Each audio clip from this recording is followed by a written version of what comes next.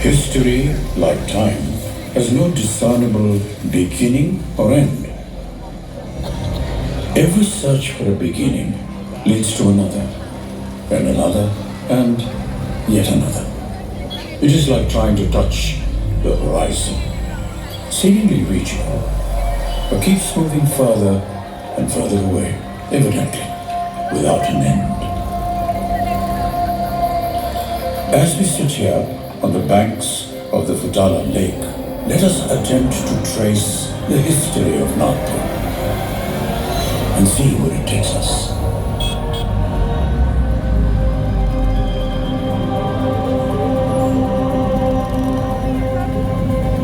The first instance of the name Nagpur, seen in writing, was in 940 AD. A copper plate with the name Nagpur was unearthed in Deoli village, a part of today's Wardha district.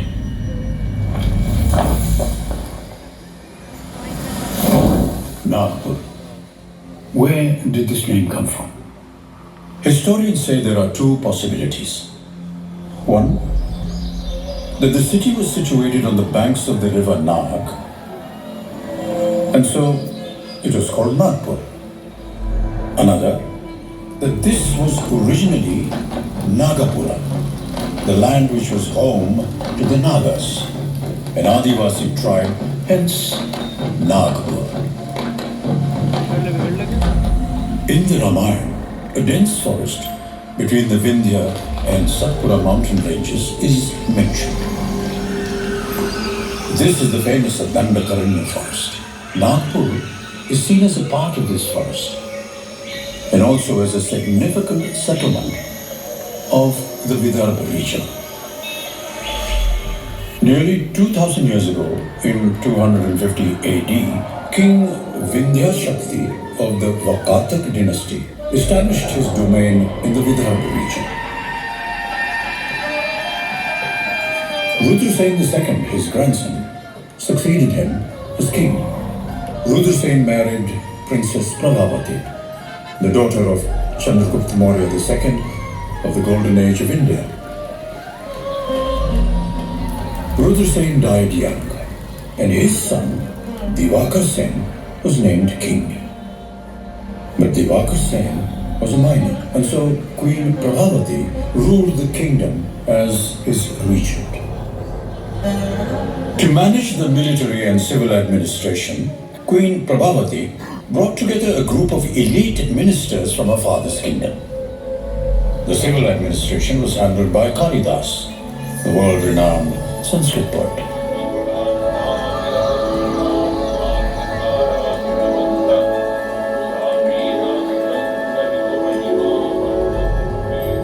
Kalidas composed his epic romantic poem Meghadoot in nearby Ramgiri, today's Ramtek.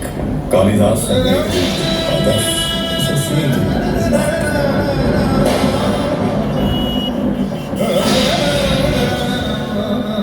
In history, sometimes centuries pass before a completely new era dawns. In the 13th century, when the Yadav rule spread from the Vindhyas to the whole of South India, Marathi literature flourished. Marathi was also the language spoken by the people of Nagpur. Mukundraj, the first Marathi poet, is mentioned in this period.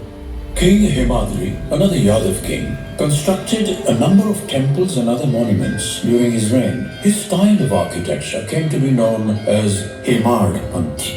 In Adasam, Ambhora, Bhugaon, Ramtek in Nagpur district, and many other places, one can find temples that reflect this style of architecture. In the year 1318, Qutbuddin Mubarak Shah defeated the Yadav king Harpal Dev. He was the first to introduce Islamic culture in Vidarbha and large parts of Maharashtra.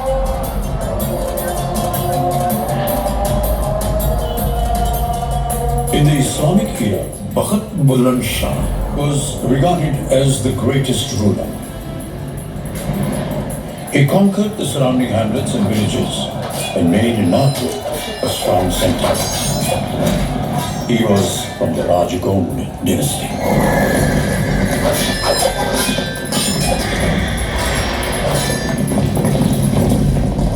After him, Chand Sultan became king and made Nagpur his capital city. Chand Sultan built the Jumma Talab, which we now know as Gandhi Sagar. Jumma Talab was the only source of water for the entire city. Walls and gates were built around the city. The Jumma Gate, built during this time, still stands tall. Today, we know it as Gandhi Gate. Chand Sultan died in 1739. To help make administrative decisions, his widow invited the Maratha Sardar Raghuji Bhosle. In a span of 4 or 5 years, Raghuji Bhosle assumed complete control of the administration and thus began the Maratha reign. The Second Anglo-Maratha War, fought in 1803, Raghuji Bhosle II and Gwalior's Daulat Rao Scindia came together to fight the British.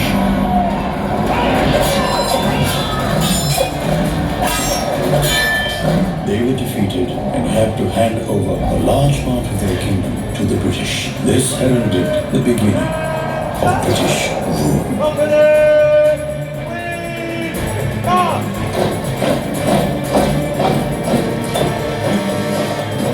1817 saw the Third Anglo-Maratha War. Upper side fought valiantly, and for some time there was an interim Maratha rule. However, in 1853, using the doctrine of lapse, the British took control of the entire kingdom.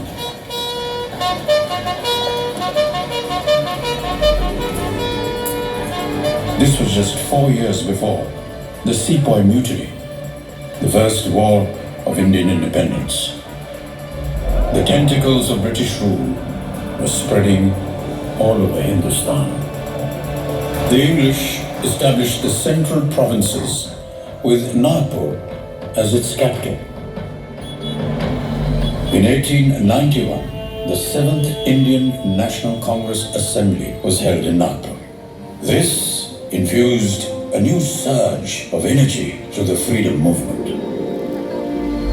In 1907, the British conducted a survey of India. Like the navel is the center of the human body, the zero milestone was laid, and Nagpur became the geographical center of India. In a way, Nagpur is India's nucleus. In 1907, Lokmanya Tilak emerged as the leader of the extremist group of Congress.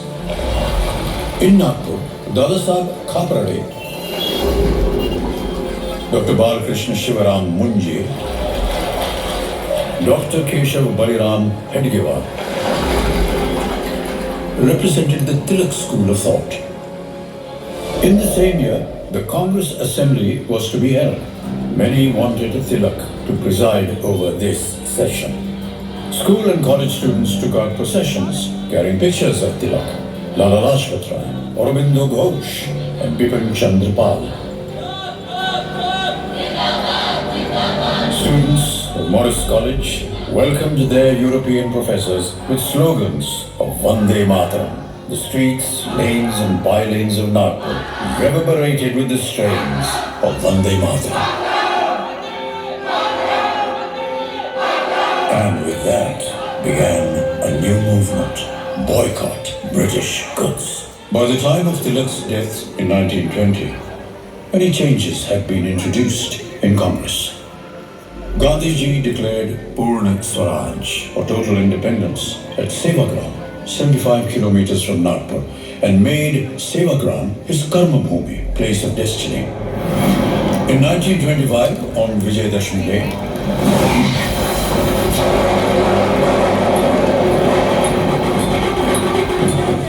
Dr. Keshav Baliram Hedgewar established the RSS, Rashtriya Swayamsevak Sangh, in Nagpur, which is the largest NGO in the world today. In March 1929, when members of the Simon Commission visited Nagpur, they were greeted by protesting students. And on the 14th of July 1929, the Indian tricolour was hoisted in Hislop College. 16th April 1930, the Nagpur War Council was founded. On the 12th of August 1942, the Itwari railway godown and post office in Nagpur was set on fire. This was part of the Quit India movement. In 1942, when the Congress started the Quit India movement, Nagpur was an enthusiastic participant. 15th of August 1947, India became independent. The Indian national flag was unfurled from the ramparts of the historic Sitabardi Fort. When the world sleeps, India will awake to life and freedom. 14th October 1956, under the leadership of Dr. Babasaheb Ambedkar, 380,000 people gathered in Nagpur to embrace Buddhism. Diksha Bhumi, where this event was held, is today a sacred Buddhist site.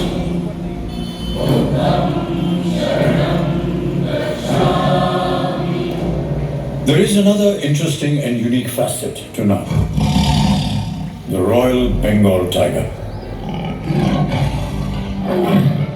Apart from being known as the Orange City, Nagpur is also the tiger capital of India. Nagpur's influence in the print media is notable. Desh Sevak, the first Marathi newspaper, was started in Nagpur in 1907, and in 1922, the first bi-monthly Sanskrit magazine was published.